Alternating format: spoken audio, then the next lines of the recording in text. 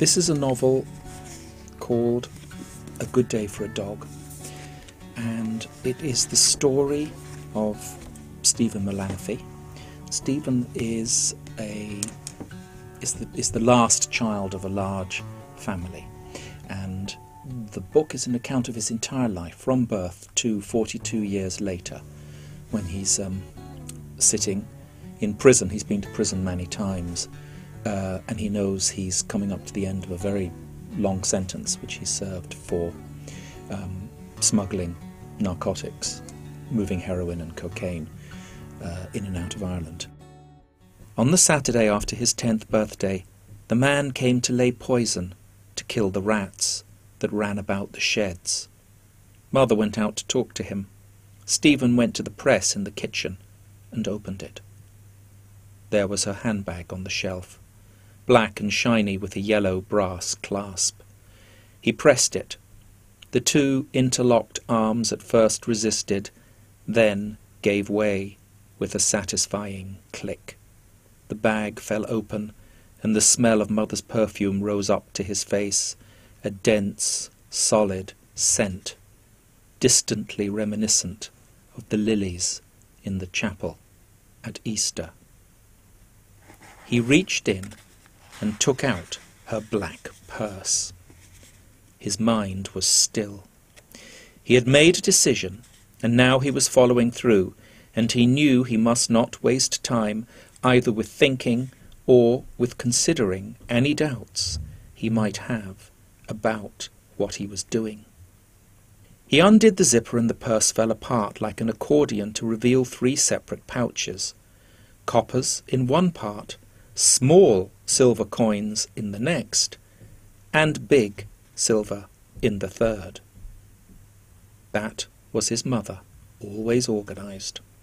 He took a couple of coppers, a 6pence and a florin, which left some change in each compartment, enough, he hoped, to ensure that she wouldn't notice. He closed the purse, clicked the handbag shut, and returned it to its place in the press. He felt calm as he closed the press door, then incredibly cheerful. He wondered why he'd never thought of doing this before, when it was so easy. A few seconds was all it had taken. With his hand in his pocket, holding the money so it didn't jingle and betray him, he went out at the back door and down the steps.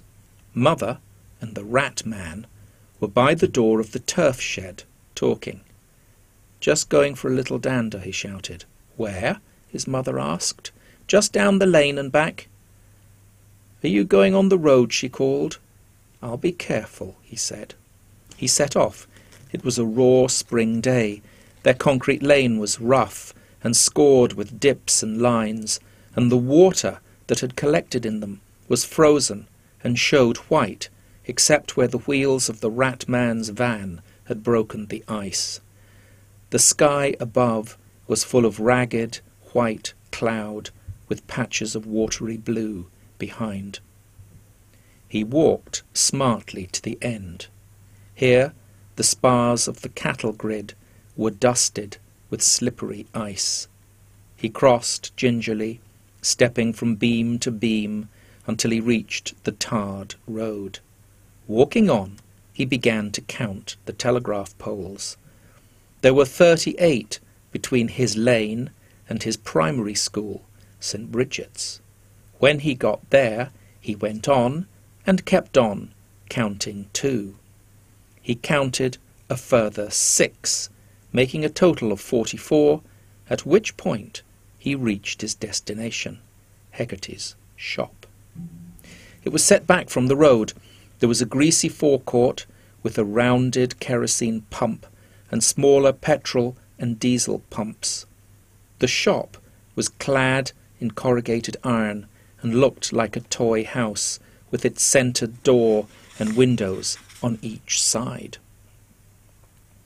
The Hegarty's home, a low stone building, lay behind.